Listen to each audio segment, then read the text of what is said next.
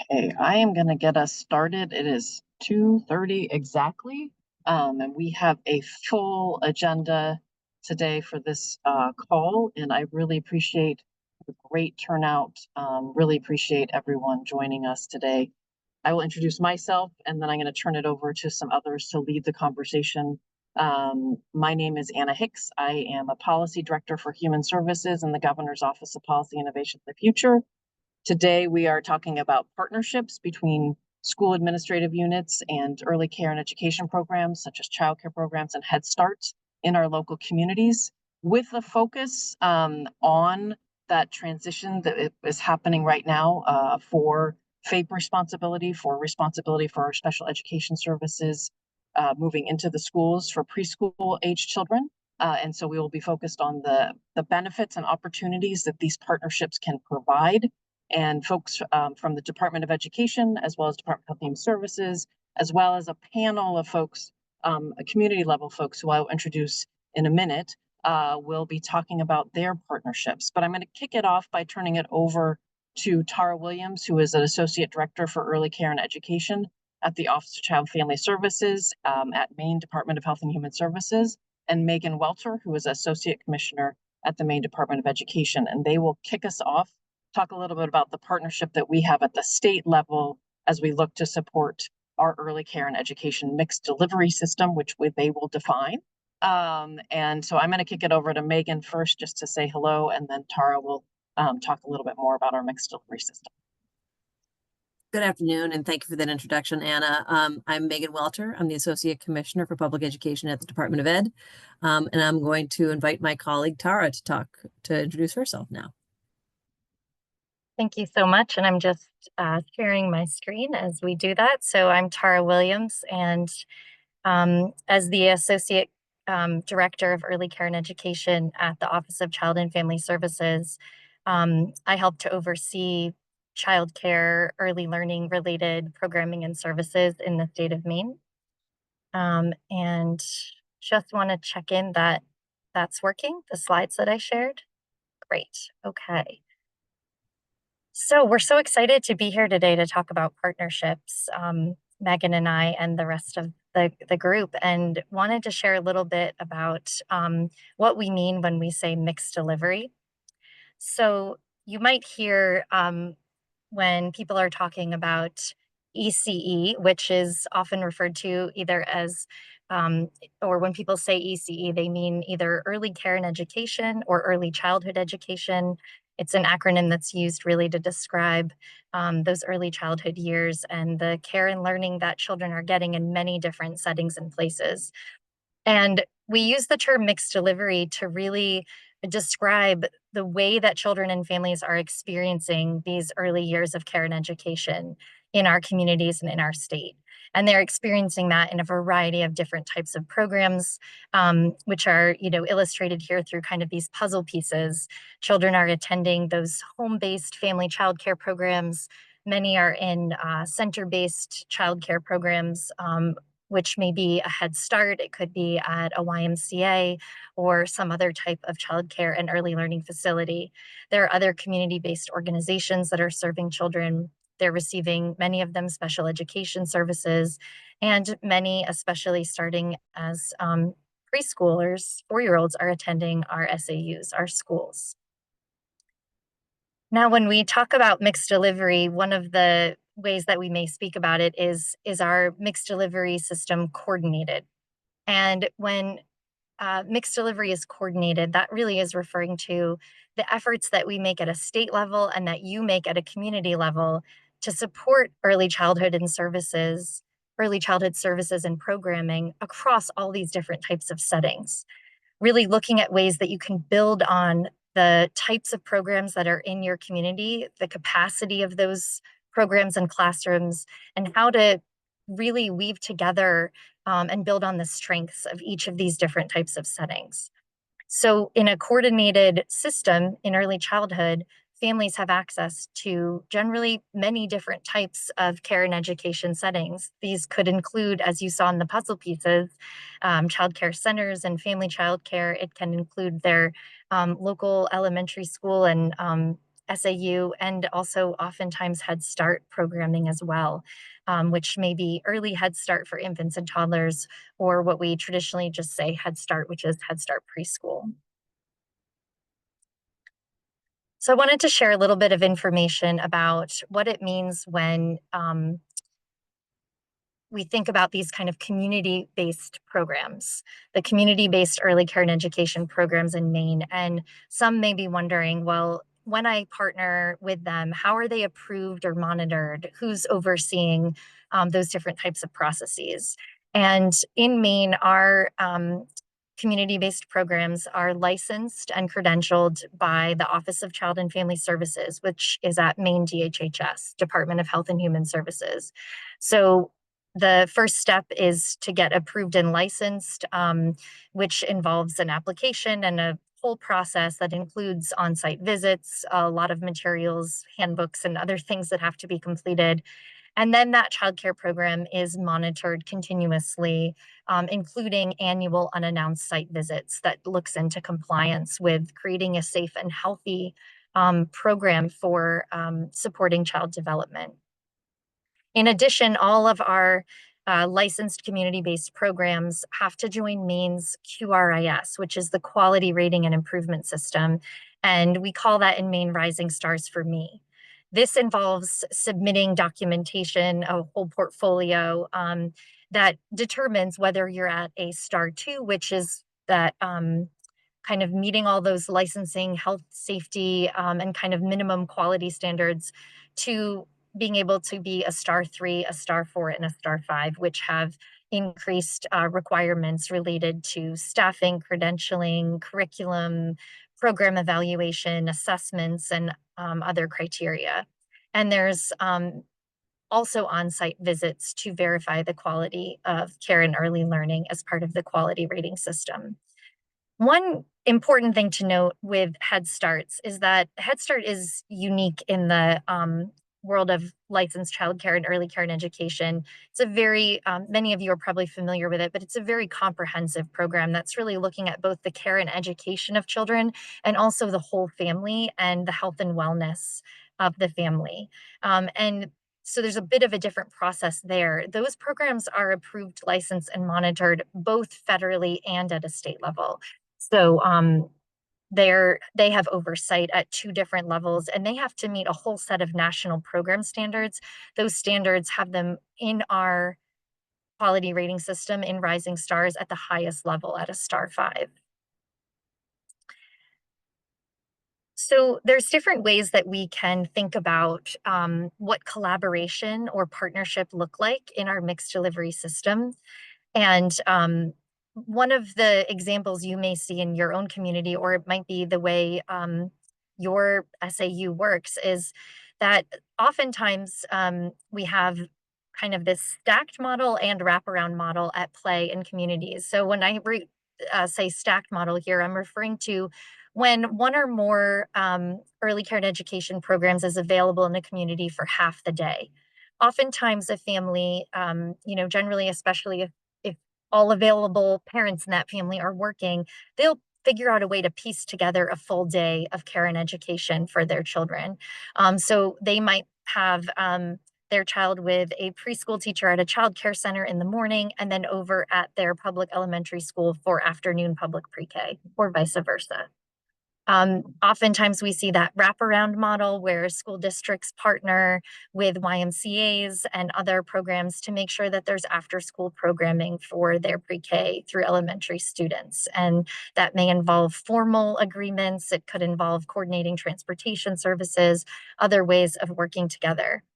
And collaboration can go in so many directions and well beyond this. And I'm sure we'll hear some different examples today of ways that schools and community programs are collaborating. There could be shared professional development. There's many ways to collaborate together. In terms of some examples of formal partnerships, one often looks like the co-teaching model that's on the left side of this slide, where you may have teachers and staff from more than one program who are actually delivering the parent education together. So, for example, we have places in our state where you have two staff members, one from the SAU and one from a Head Start, and they are working together in a classroom with the same group of children. It could be that one is providing the lead teacher and the other one, say the SAU has the lead teacher and the Head Start has the assistant teacher, or the Head Start is providing the lead teacher and the SAU is providing the ed tech. But the partners agree on where is that setting, how is that arrangement, and how does that partnership work? And it's a formal agreement. Subcontracting model is also, it's a pretty typical model of formal partnership in our state, where one program is subcontracting with another. So when an SAU contracts or develops an MOU with a community-based program, a childcare center, a family childcare, or a Head Start, to deliver public preschool at their location.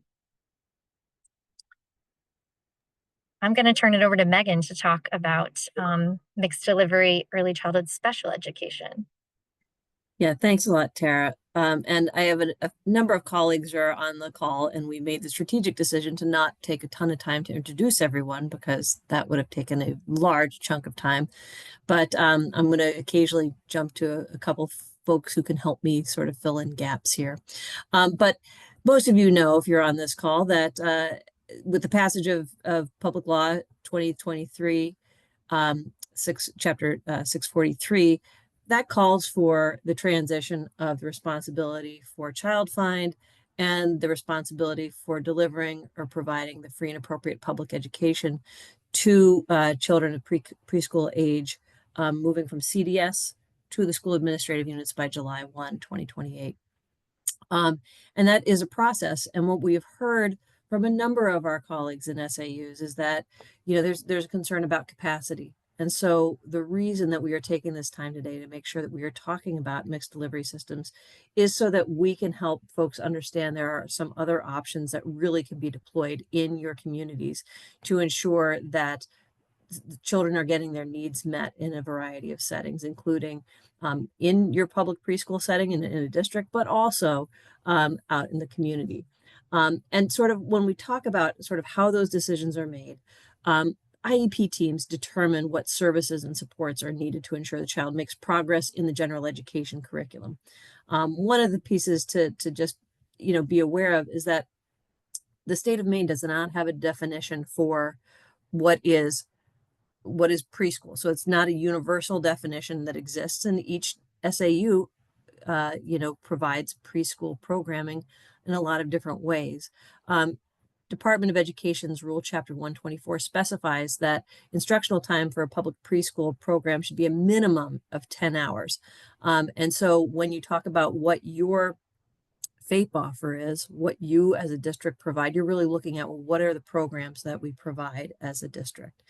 And so the main thing that we really want to think about is that children need a comprehensive package of early childhood special education supports and services to fully access and benefit from their early childhood, regular early childhood program, their general education setting. And we come up with this graphic over here on the left side, sort of look at sort of what Tara described in the previous slide around that stacking in some ways, or there are just ways even beyond stacking that this can really exist in a very collaborative way about how those services can be provided in a couple of different settings. I'm going to tap my colleague Sandy Flack, who's on the line, as well as my colleagues Nicole Medor or Leanne Larson, to add on anything else that I've missed here. Not all at once. Thanks, Megan. No, I think you covered it. We're really trying to work with our school districts as they are taking over this responsibility to look at the providers that they have in their community as a place where children would normally access early childhood education, and that can be an appropriate setting where special education services can happen. We know that most school districts do not have universal pre-K, nor do they have 3-year-old programs. So we are really working with them to understand and also support our early childhood programs out in their communities, if they have them, and how to partner with them.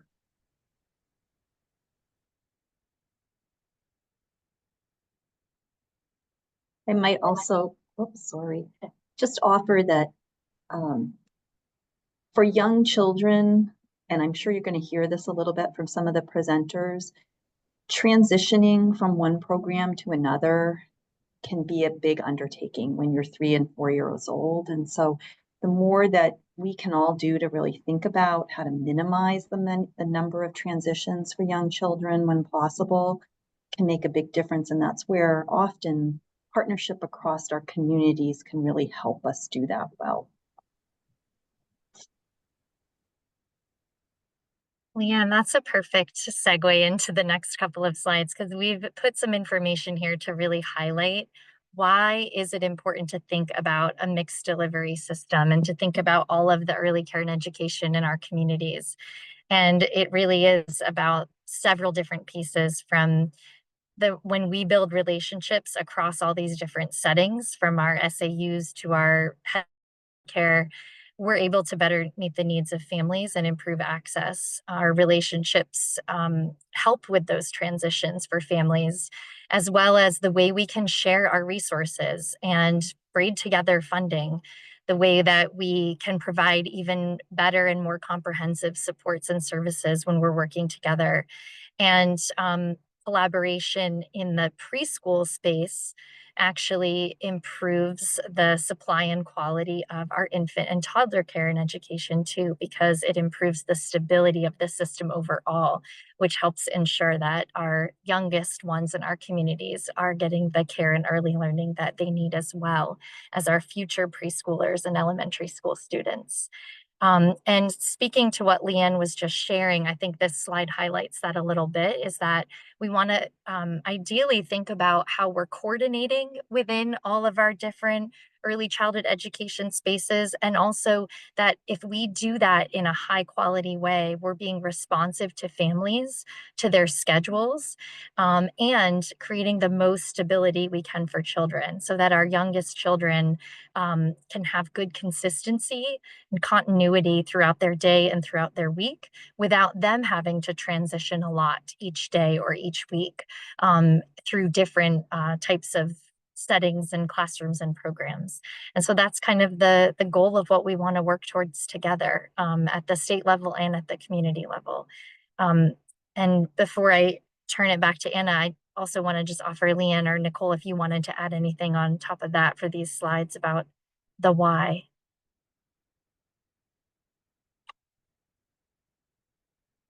Okay. And back to you, Anna. Great, thanks. Tara, do you want to pull down the presentation? Yes. So, great. Well, to help folks better understand partnerships, many of you may be in partnerships, but we wanted to provide some very concrete examples of a variety of partnerships that are in place right now. And we are excited to be joined by 3 different community leaders.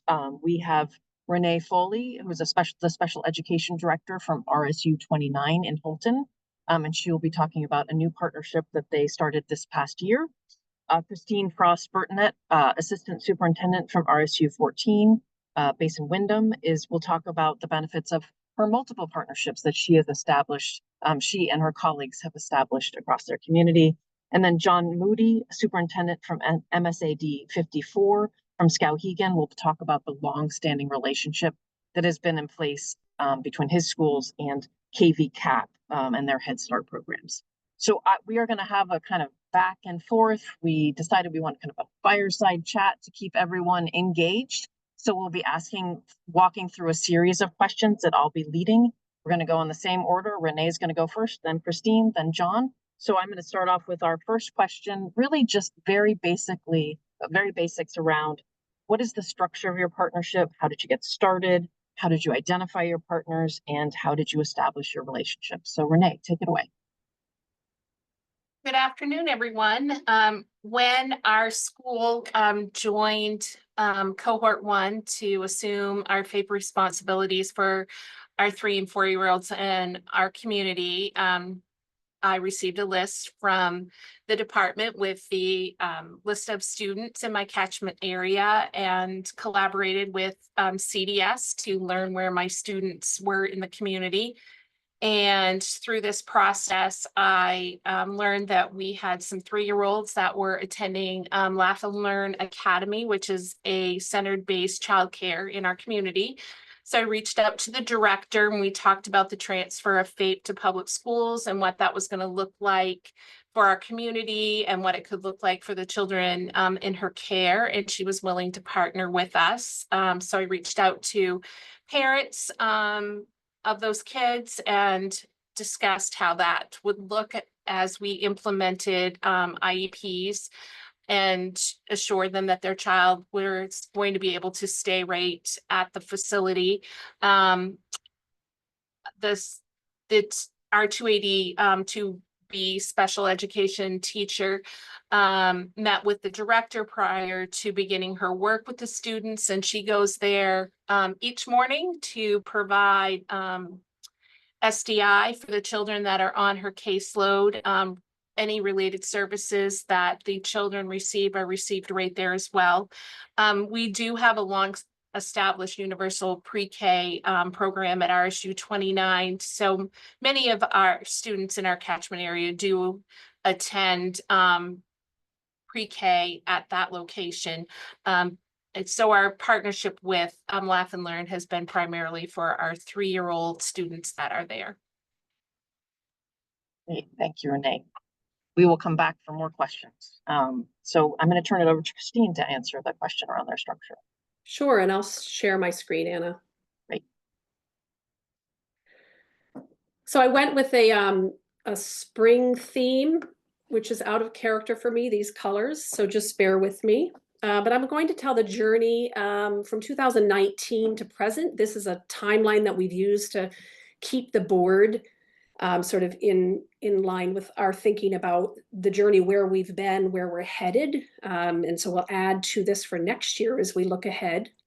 But to break this down, the first year, 2019-20, when I took on this role as assistant superintendent, we really started with the program development research, thinking about best practice in program design, starting to do some community programming outreach. So who did we have in both Windham and Raymond communities?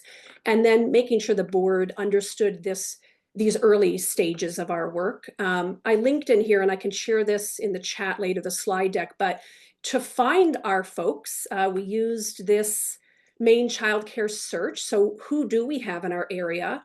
What type of program do they offer? And we started that initial thinking about understanding who we had and how we start conversations with them through that method, starting to build connections there. And again, as I said, and I've linked in a school board presentation. So that was the first year, laying the groundwork. The second year, we started our first, with board approval, started our first program at Raymond Elementary School.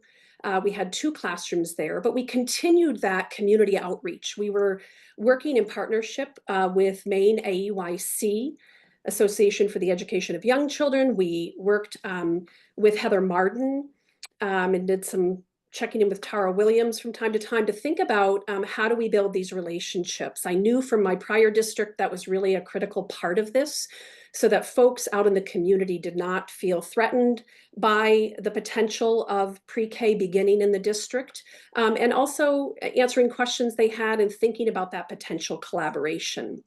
So that was sort of the initial start. During those informational sessions that we had that Maine AEYC and Heather facilitated, they were really focused on Chapter 124, breaking that down, looking at a sample memorandum of understanding, thinking about the different components of that MOU, answering a lot of questions, and starting to explore grant opportunities should we enter into a partnership. Whoops. Oh, there we go. Year 3, we continued our pre-K at Raymond Elementary School, and we started our we started developing an MOU with a Child's World in Wyndham, a long-standing preschool in one of our 2 towns. And so we worked through that process. And what I've done here is I've provided for you, if you haven't seen a sample MOU, I made a template. You could use this, and it just walks through all the components of that MOU. So that might be helpful if you're considering that. Year 4, we continued again at RES with our pre-K. We did enter into that MOU, so we had 10 spaces at a Child's World, and we realized that we needed to start this collaborative work together to understand what the program looked like at one of our schools, but also to think about the design of the program at our partner site. And so we started our pre-K PLC, and we did that again, continuing to work with Maine AUIC and having an MOU with them to lead some of this collaborative work. And that has continued. That same process of the PLC work is happening, and I'll talk more about that later. Continuing in a partnership with a Child's World, and then starting to work with a new potential partner, to CASA in Raymond, which was a family childcare center. So we started to work through the process of developing an MOU. And so in year 6, this school year, we did have 2 different partner locations, to CASA and a Child's World, and started to explore what it would look like to expand again, because every year we have had a sizable wait list. The wait list has ranged from 65 to 85 families each year. And so we really wanted to work to meet that need until we get to a place of universal pre-K.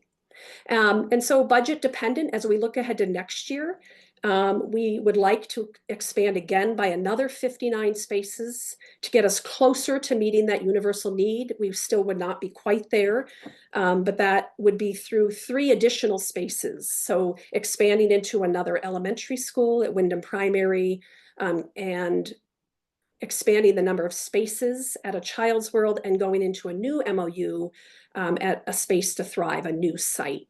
And so all the while we continue with our PLC development, and I'll speak to that next time around. Thanks, Christine. I'm going to turn it over to John Moody to talk about the structure for their partnership. Yeah, thank you. Those are tough acts to follow. So I think one thing we've had, and I had the advantage of this is my 10th year in the district as superintendent, and been involved with this since coming on board, is that KV-CAP and MSAD 54 have had a long partnership. KV-CAP's presence in Skowhegan actually began in 1965. And so as far as providing services in our community, it's been there for an awfully long time. In 1992, we began a partnership with KV-CAP, and actually to provide services to our high school students who were parents who needed support. And then that gradually expanded into them coming in with us to participate in pre-K starting about 20 years ago. And so those were our first pre-K classes in the district. Those were all half-day classes, kind of not at all what our pre-K looks like today. That expanded from in-town Skowhegan to all of our schools, and now has expanded a couple more times. In 2015, we explored expanding the partnership with KV-CAP to have an Educare partnership, Educare Beyond the Walls, and then we moved into the 6 weeks of age till age 3, early childhood. We had 2 of those classrooms that began, and we began taking those 3-year-olds when they'd age out of the early childhood program into our pre-K program. So we've always had slots for kiddos who go 2 years in pre-K. They'll have their first year at age 3, and then their second year at age 4, and then they'll move into kindergarten. So for those kiddos, their continuum of services really is birth through grade 12. And I'll talk a little bit about how we're expanding that. So that was 2015. That program continues. We have 2 classrooms in the district. In 2018, when I was here, we moved all of we began our first full day pre-K classrooms. So we had a mix of half day and full day in the district. In 2021, partly because of our COVID funding, we transitioned 100% of our pre-K classrooms into full day, 5 day a week. just like any other grade in the district. And that's what we have today. In 2024 and since 2021, we've not turned away a 4-year-old who qualified. And so we've, in that sense, been universal, although we certainly don't, meet the needs of all the kids who end up coming in kindergarten, but we've not said no to anyone. In 2024, we added busing, which increased our numbers by about 23 students. And our goal for next year is 144 students as we open the new school. And to give you an idea, our class sizes are between 160 to 185, 190. Thanks to all of you for the basics. And I think you can see we have 3 different communities, 3 different SAUs with different needs. And Renee in particular is going to continue talking about the partnership that they've put in place around the FAPE transition. And Renee, could you talk about the relationships, the relationship you have with your partner and that oversight of the classroom for those 3-year-olds and what it looks like and how your team keeps that relationship going? Sure. With our partnership, I have observed both students and teacher during their instructional time. My special education teacher provides that specially designed instruction to our students with IEPs within that general education setting. So there's a strong collaboration between the director and the lead teacher and my special education teacher. On a daily basis, they are talking about student needs, how accommodations or modifications need to be put in place for our students, as well as student progress. This is the general education setting for children at this age span. The director and staff at Laugh and Learn are active within Maine Roads to Quality, striving to increase their level of quality care that is above and beyond the basic standards of early care and education. We do have a contract with Laugh and Learn Academy, as we also pay for a portion of the child's time that they spend with their age level peers as part of our offer FAPE. So our children do have that comprehensive package with early special education programming, as well as access to regular early childhood programming. The director and the lead teacher attend all IEP meetings and discuss the child's progress within the general education setting at those meetings. Thanks. And Christine, you have multiple partnerships and many relationships to kind of manage and oversight of pre-K classrooms and probably quite a few agreements. Could you talk a little about those? Sure, and John reminded me, so I didn't speak to all of our programs, both at the partners and on site. They follow a full day pre-K model. Our partners do follow our school district calendar, and they do both offer wraparound services that we're not able to offer at Raymond Elementary School. Thanks, John, for the reminder. So in regards to how we develop these relationships, I broke it down into these 5 different areas. I'm probably forgetting something, but I do think, Tara, it builds off of what you were speaking about in regards to why is mixed delivery early childhood education important. I think this touches on some of your points. We have, first and foremost, food and fellowship. We have been coming together, as I said, almost from the onset, in thinking about how do we build a professional learning community. So we join at each of our sites. So if it's a host evening at Raymond Elementary School, the food is there. We work with the principal to make sure we've got everyone's hunger needs met. And then we engage in conversation, sharing of different programmatic approaches, strategies. It's really been a great group of educators joining together, learning about each other's programs. So it's about that understanding. So the site visits and the PLC development has really led us to understanding what's both unique to the programs.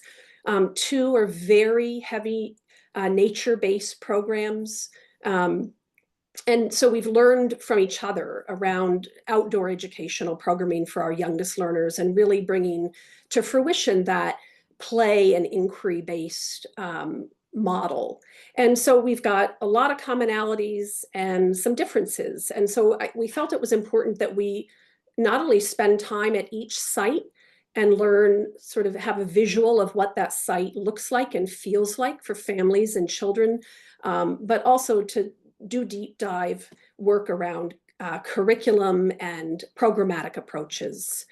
So through, as we move into number 3 here, it's really about building that support network. So we want our partners to see the district as a resource for them. So shared professional development opportunities, inviting them when we have PD that we're offering, having them have an opportunity to participate in that. Also that we serve as consultants. So if they're struggling with a child or any issue really, that we will go out, any one of our staff, special education or regular education, myself, the superintendent, will go to the site, and as we're able to provide some consultation work.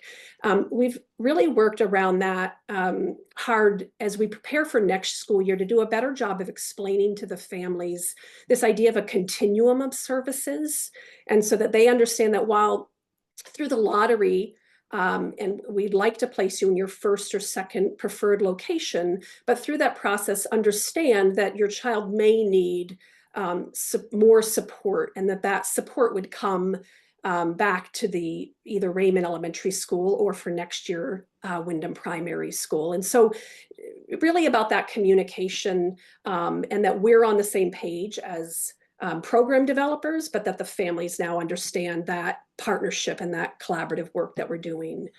Number 4 is about the self-assessment. And so I linked in here, this is the pre-K self-assessment tool that the Maine Department of Education has online. So that link is there for you. So what we've been doing is each site, in fact, for our next PLC meeting, they have to do their self-assessment for this year. We'll go back and look at last year's self-assessment and talk about where do we see areas of growth, areas where we're still needing some support. And in addition to that, we've created a family feedback survey. And so we ask each of our partners to send this out between now and our next meeting so that we have the data from families to inform that PLC meeting. So that's really the agenda for our next PLC is how are we doing self-assessment wise, and what are our families saying? And that leads into this last part around resource allocation. So every year we're looking for grant opportunities. There have been a number of them, so we've been able to secure some additional funds to support resources to our partners, from community playthings furniture to books that support the pre-K for Me curriculum. You name it. What can we get you? How can we support your program, so that they really feel beyond our MOU that there are these other resources that make the partnership more appealing to local providers. That's all I've got on that one, Anna. Great, thanks, Christine. And just so you know, Nicole Medor has put in the chat the public pre-K guidebook as well as the self-assessment tool. And earlier on, Megan Welter put in the Child Care Choices website. So keep checking the chat for some of these resources, and we'll make sure we get out the slides and other information to all of you after the call. And John Moody, I'm gonna turn it over to you. Yeah, I don't ever want to follow Christine again. She's so incredibly organized. This is phenomenal. I'm like taking screenshots of the stuff you're sharing and realizing I probably just could ask you for it. And I'm adjusting to this new world where I need glasses, so I can't see anybody on the screen when I have my glasses on, but I can see what I'm reading. So thinking a little bit about how our partnership works, I think it's key to that they're in our schools. And so if you're a parent and you're in our school, you wouldn't know that a staff person is an MSAD 54 employee or a KVCAP employee necessarily, because they are together in our schools, and that's how we function. And in our North L site, they're basically in portables because we don't have space, and we're building a new school, which is going to open next year, which I'll talk a little bit about in the last section. But as a function for how things work for us, we try to be fully integrated, and that doesn't always work perfectly. But for example, our partners now are in our MSAD 54 email account, and so everyone has an email so that we can invite and participate in calendar, etc. The wraparound services and continuum, excuse me, of services that Christine spoke about is a really important piece of the partnership, because KVCAP brings some expertise to the table that we don't have, including the early childhood expertise that we have some of, but they have far more of. Part of those wraparound services are supports to get parents in, eventually employed, certainly back to school, support for their family, dentistry, healthcare, workshops on personal finance and other things. And so those are somewhat integrated, and then they remain open to all kids. And so one thing we've done is, it doesn't matter if you're a Head Start eligible child or a non-Head Start eligible child, all services are provided to all families. And that, I think, is really important, because you wouldn't know which children are or aren't Head Start in our program. We have partnership meetings in a variety of different ways. I do a parent advisory group. Chrissy Davis is a childcare provider who works with KVCAP as well and is on my parent advisory group. So she's constantly participating in meetings. We have, and we began when the state moved to the 4Me curriculums.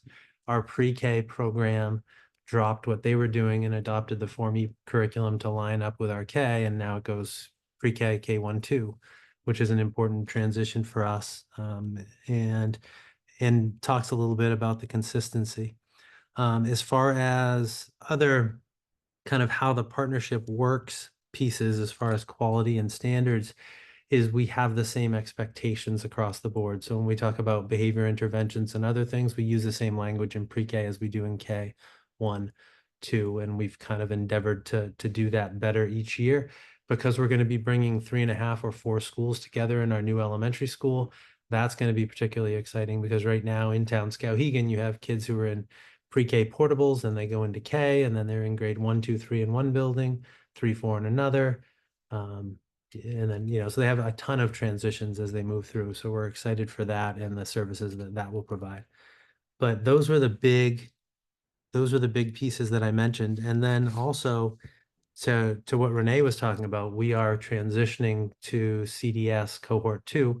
So we're going to be taking that on as we transition to this year. So I'm sure I'll have some questions for you as well as we do that. And that'll be a big piece of our partnership, so that we're doing that. And we happen to have a charter school right here in town that also does pre-K. And so that'll be a piece of that as well. Well, I think we have one more question, but I just wanted to point out that all 3 examples really show the differences between communities, that partnerships don't look the same in every community. Superintendent Moody talked about having the classrooms, the pre-K programs, their partners are inside the school, whereas Christine is partnering with childcare programs that are in the community, and they're both making it work. And then Renee talked about really sending that itinerant teacher into a childcare program. So there are many different models. Obviously, 2 of them are pre-K partnerships, and one of them is a partnership around providing special education services and taking on that FAPE responsibility. But that's why we wanted to have 3 different folks, community leaders, providing this information, because it's really differs from community to community. So now, Renee, I'm going to ask you the last question, although I'm sure we will have time for questions and answers. But one of the most important questions that we wanted to make sure everyone answered, knowing that these partnerships take time and capacity to support. So what are the benefits of your partnership for the school, for children in your school, and also for families in your community?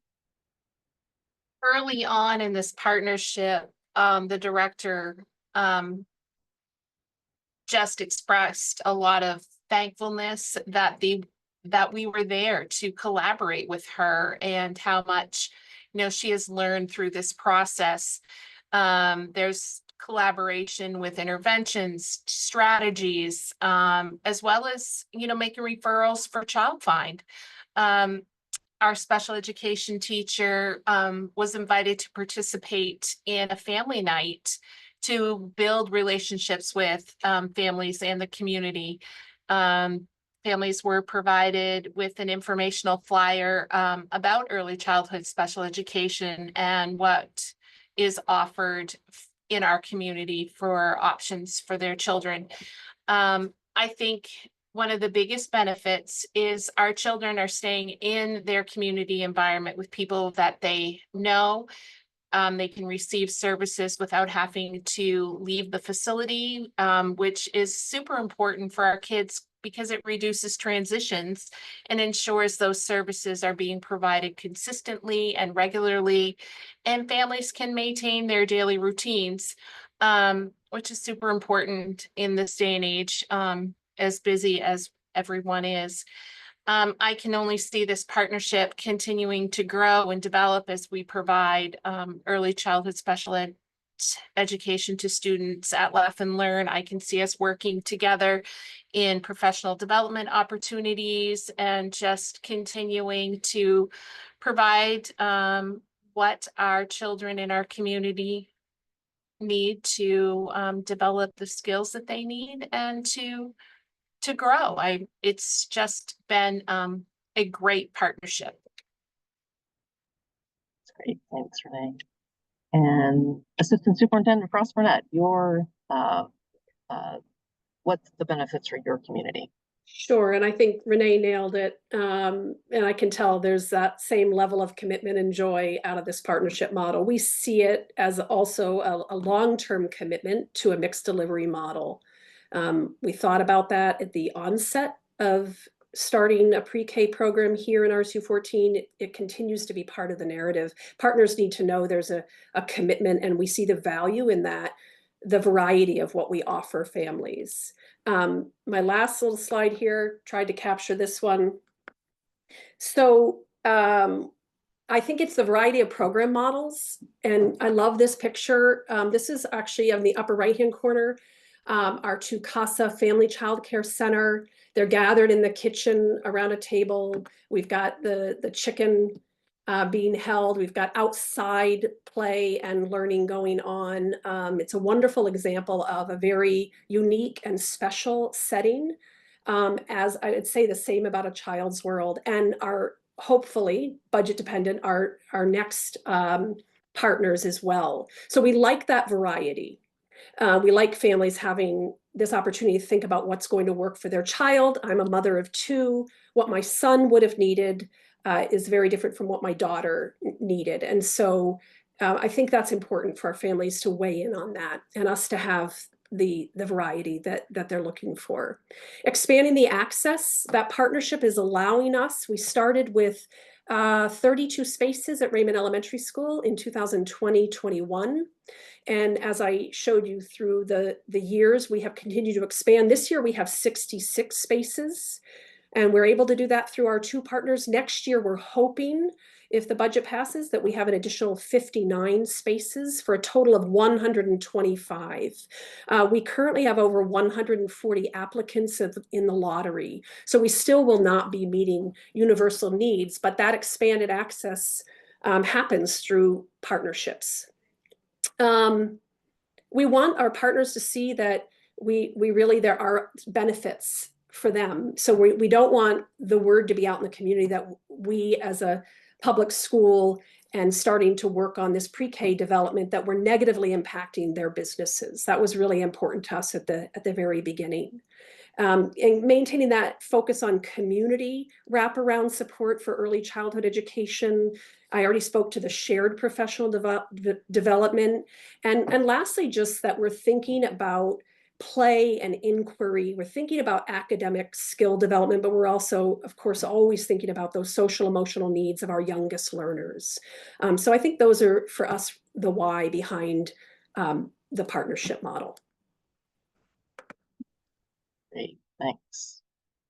And John, next time I promise I will mix up the speakers. You keep going last and following these great speakers, but I'm sure you have much to add about the benefits. Can I, is it possible for me to share my screen as well? Absolutely, yeah. Just get that. Impromptu screen share.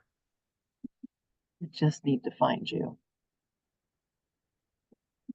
So I would echo what both Renee and Christine said, and I thought I'd share and use the new use the new school as kind of an example.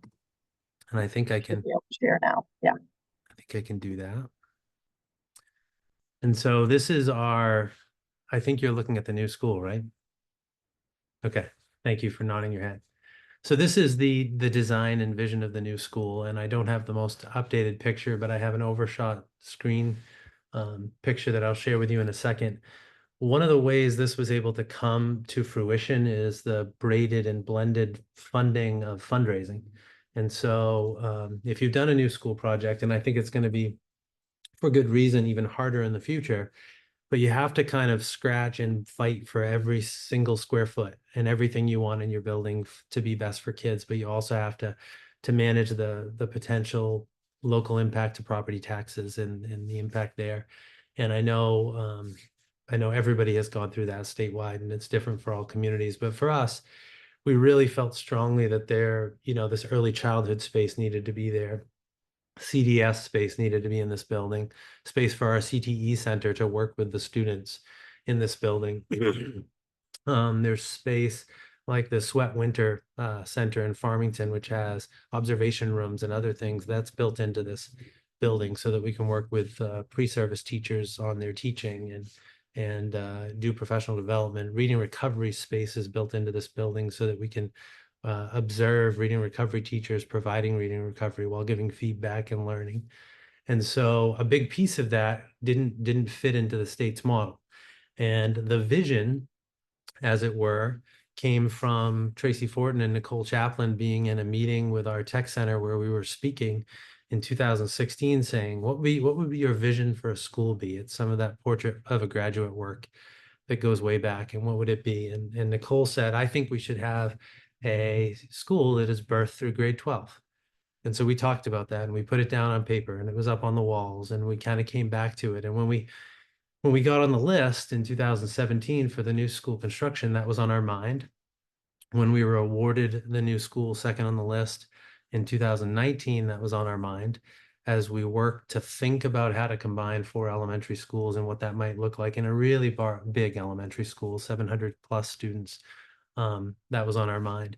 And where we ended up with thinking about some of the things that we've learned about nature-based play and all of those things, those aren't covered in any model to pay for that. And I don't think we would have had extra funding. So the voters had the foresight to approve 4.5 plus extra $1 million in spending for the new project. And then through our partnerships, we began a fundraising campaign, which included now it's a little over $3.3 million in local fundraising, which is entirely local contributions. And we were able to get a CDS grant of 1.94 million to bridge the gap. And so where we're at as of Valentine's Day, because I know there's more recent photos, but I couldn't find them. Substantial completion is in June, and the building will be opening this fall with complete the current Margaret Chase Smith Elementary Schools in the bottom left-hand corner. The full site and demolition will all be ready, hopefully by October 1st at the end of next year. So that really came from that partnership. Had a person like John Moody just been sitting in this seat, I think it would have been, how do we make sure we don't negatively impact the budget while also doing these great things for kids? And that partnership really helped us think big. It helped us think about the impacts to childcare and parents and what that looks like in the summertime, on and off season, community rooms, just all sorts of things that we had never thought about incorporated, including 3 very large natural playgrounds that are based on the age of the students. So we have a birth through kindergarten-ish playground, a pre-K K1 playground, and then a larger playground for everybody else. And so I can stop sharing. But I would really credit the thought and the vision to the partnerships and the way we work together.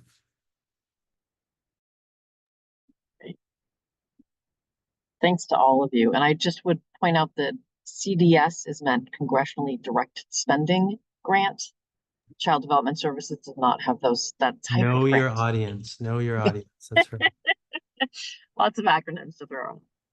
Thank you so much to all 3 of you, really highlighting the power of partnerships, but also the I really appreciated you guys getting into the nuts and bolts of how to make partnerships successful, because we do know that it takes work and it takes building those relationships, which are so key.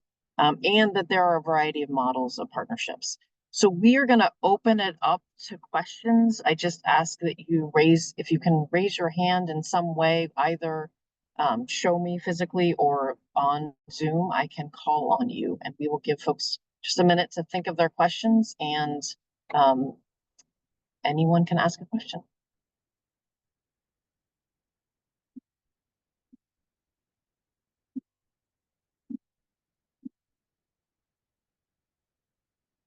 Yeah, go ahead, Nicole. I don't have a question, Anna, but I was going to add on to something that Tara mentioned earlier when she was talking about the mixed delivery system and going through those slides.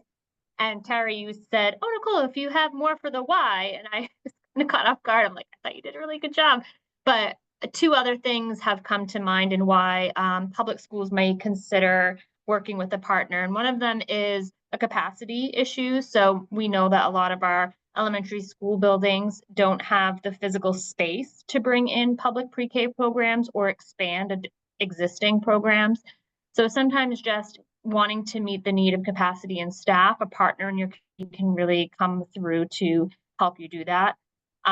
Additionally, many of our programs that are public pre-K throughout the state are universally enrolling their students, but may be doing so in a part-day program, and they may want to expand to full day, but again, don't have the capacity to do so in the physical school building. So that's just another area where considering a community partner can really come through in maintaining a universal enrollment and also potentially offering full day, full week programming. So just wanted to add that in if it sparked any questions or other comments.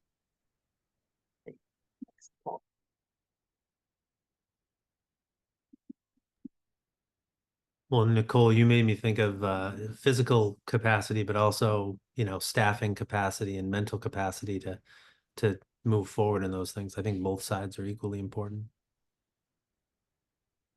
And the early childhood expertise too, which if you don't have a pre-K program, probably is somewhat limited. We had the advantage of having a pretty robust CTE early childhood program. So we had some in-district experts, but I know that some may not have that.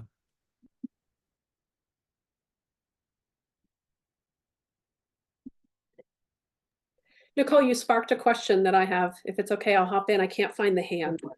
That's fine. Just go ahead. My thinking is around when you do have the capacity. So for example, to John's picture of the construction happening, we also are in the middle of, or the beginning stages of a construction project. So when we have a new middle school in hopefully 2.5 years, that will open up space at one of our elementary schools that currently does not have space for pre-K. And my question's around thoughts on how you maintain a partnership and a commitment regarding a number of spaces at partner sites when you actually have more space in one of your schools. Can anyone speak to that? So if you could be universal, but you want to have that commitment to spaces, are you adjusting the MOUs accordingly, or are you making sure you fill their MOU needs through the number of spaces and then adjusting your school spaces down? Christine, I'm sure Leanne and Nicole have thoughts and may have experienced this. It really is a local decision. But one of the things that what I think about is actually what you shared in your presentation when you shared the variety that you're able to offer by partnering, and the photos that you have from the childcare centers, preschool, family childcare in your community. Thinking about kind of what is your vision for your community, or what has your community created together as a vision for early childhood in your catchment area? And if part of that, if there's been a lot of buy-in from parents and families and they really want to see that variety continue, then thinking about what is your ability to do that. And obviously you have a lot to weigh there as a school district leader in terms of budget and capacity and all of that. But I think about, sometimes there's that 3 or 4 year old who having that 1 year of preschool in a small family childcare setting might be just the thing they need before they come to the larger school for kindergarten. And so if that's something you can continue to offer, what a benefit for families in your community. Just to go ahead. Just to piggyback a little bit on that, and again, Christine, I'd say it kind of goes back to something else that you said, which is that, or a couple of things that you said. You might consider surveying again the families in your community, because you have a vision that you've built with your providers, but I bet that you'll gather some really good input from families about what they'd like to see most. And your school system is a big part of that mixed delivery system, right? You're all working together. But I also heard you say how, my son might have needed something very different than my daughter needed. And I think that gets a little bit at what Tara was saying. Different settings help children to thrive. And so when you can find that really good match and have some variety, that can make a big difference. And that's what we all want, right? We want our children coming up through and have the opportunity to be as successful as they can. So anything we can do in those early years to help support and build that foundation is going to be really, really useful. One thing I thought of too, Christine, is I could see in your community, if this has come up in other places, where you may have some, whether it's school board members or other leaders who say, oh, great, we have capacity in our school. Perfect. Let's go to this school now. We don't need partners anymore. And so if that is something that parents and your professional learning community and others of value, probably doing some type of presentation like here to really talk about the why.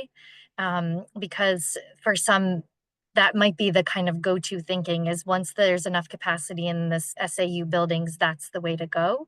And you may want to share some of the other experiences you've had. Yeah, what a great question.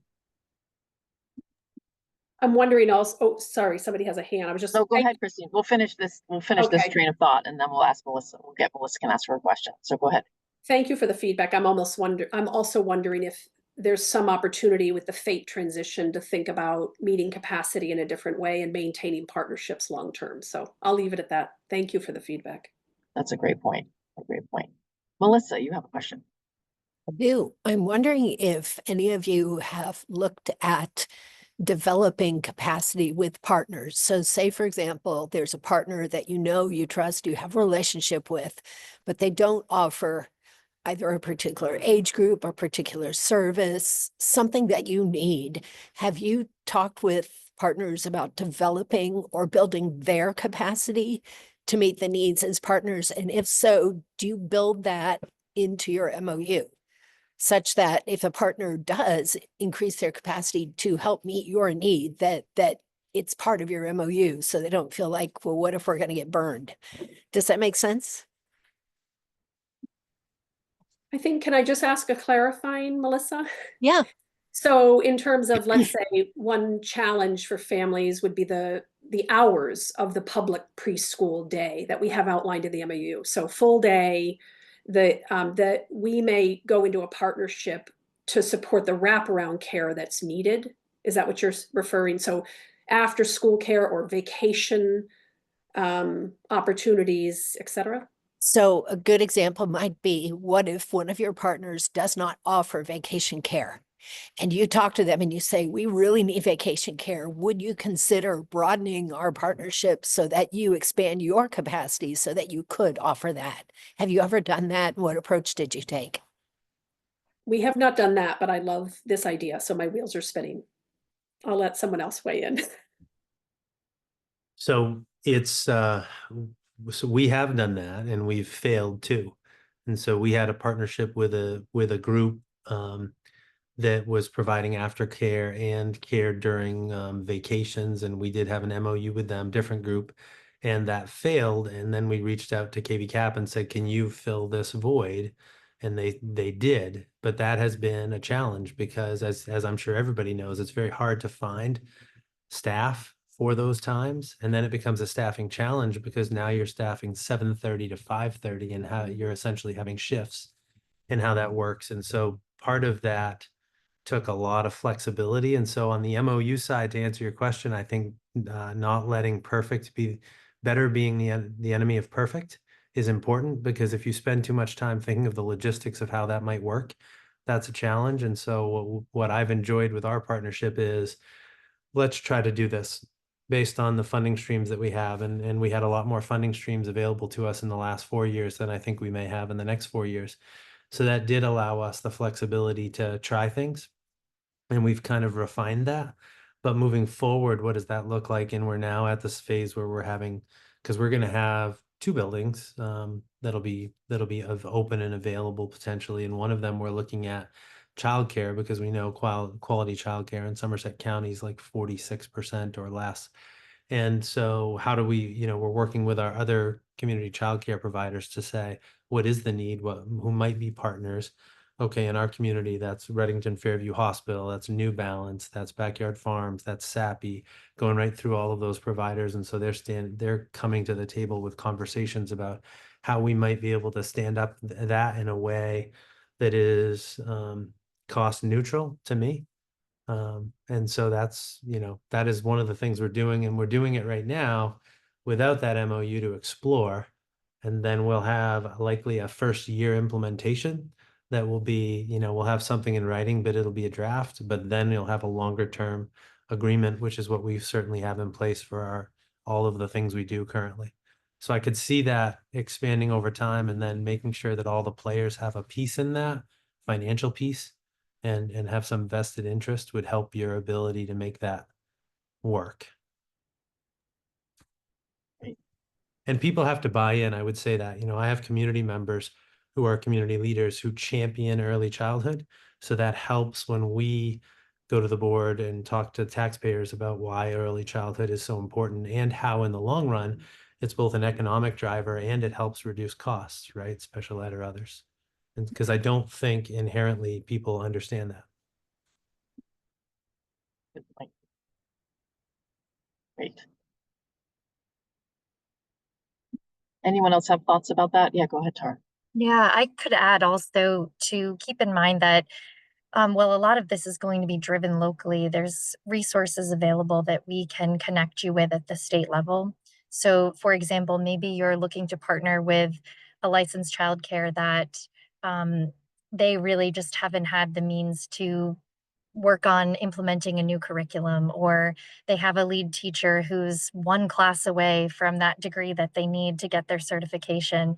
We can oftentimes connect you to different scholarship programs that they may not know they could access, or we have quality improvement awards through our office, and with a contract that we have with a group called Maine Roads to Quality. So there's resources available that may help the community-based programs that you want to work with get to a place where they have the capacity to fulfill the need that you may have as the SAU. Great. Thanks, Tara. Other questions? And folks can just put their screens on and raise their hand. They do not need to use the Zoom raising hand.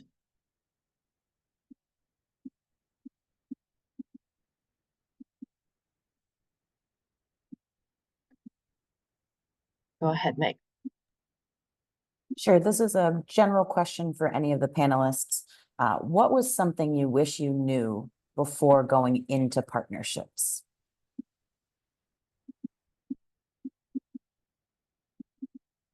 Whoever wants to go first. We will not make Renee go first this time, so unless she wants to. But Renee, if you do have any ideas, definitely. I have said many times in stepping into cohort 1, I think I was blessed this is my first year as a special ed director. So what I didn't know what I didn't know. So any bump in the road, you just figure out. It's kind of what you said, Jonathan, you just figure out what to do and make it work for your students. And that's the approach that I took with this. And so far we've been having a great year. That's a great question, Meg. I think I mean, there is such joy when we go to these PLC meetings now and learning about one another's programs. And it pushes me as an educator to think about how far we can go in more traditional public school settings to mirror the beautiful work that's happening at these other locations. So I think I wish I'd known how much I was going to learn and how much we would benefit from their expertise as local providers. Well, and I would say that as you push the bounds of costs, as you're moving into modeling something, starting with free isn't necessarily the best way to go. I think, you know, when you think about aftercare, before and after care and other things, we started with free. And then when you move to a sliding scale to have that be sustainable because you don't have grants to fund it, that becomes a challenge. And so had I had a little more forethought on that, I think we would have kind of started with the scale with scholarships or something else to make that happen, because I don't know as though free is totally sustainable. And from the full wraparound support that I think our community needs, which is really 7 a.m. to 5:30 p.m. with the shift work that exists. And so thinking of ways to do that. But I think we're going to make the transition because we did it. But that was a challenge that I wish I would have thought about.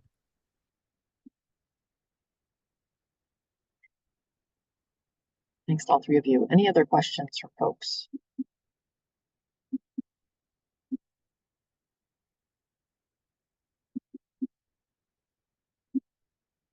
Well, I have one last question that I'll wrap us up with. And it just gets back to, I think all three of you have talked about, you know, the importance of the relationships that you've established. And just could you each end with any words of wisdom you have about for fostering and keeping partnerships healthy over time? As folks think about entering into partnerships, what are you really doing to ensure that your partnerships are kept healthy over time? And I'll start with Joe. There you go. I didn't really have a thought. I just put my hand up. It was kind of like, you know, the hitting the buzzer. Now that I'm worried about what I'm going to say. No, I think for me, the conversations which others have talked about, Christine just talked about, having conversations around with experts that are a little different than public schools helps us as public schools think a little bit differently about education. It's just like putting elementary teachers and high school teachers together. It's a beautiful thing, and we don't do it enough. And so that's been the biggest kind of benefit and takeaway that I'd like to leave with. I would echo that. It's the communication and just working together to support our students. Yeah, and I was going to say the same. I know Chris Record used to always talk about communication and collaboration. When those two things break down, that's where we start to struggle. He planted a seed long ago. I think it is more than just entering into an MOU and fleshing out the details. It is a commitment to carving out time to be together, to learn from each other, so that that ongoing communication, collaboration, it really doesn't stop. So I think that's critical to remember. It's far beyond a piece of paper and compliance. That's great. And all three of you really touched on that it really is about those relationships and having communication about the students that you're serving and the community that you're serving and the families that you're serving. So thank you so much for sharing your wisdom. And thank you, everyone. We had a great turnout for this call. We hope it was beneficial. And please reach out if you have any questions on the invite. I will put Nicole Modore on the spot. You have Nicole's email. If you have any questions, definitely send them Nicole's way, and she can make sure you get connected with the right person if Nicole isn't, although she is an amazing expert on pre-K partnerships. But definitely feel free to reach out to Nicole, and you can get connected to Sandy or Tara or our amazing, wonderful community leaders and speakers. So thank you all for your time, and we'll let you get back to your day. Thanks so much, everyone.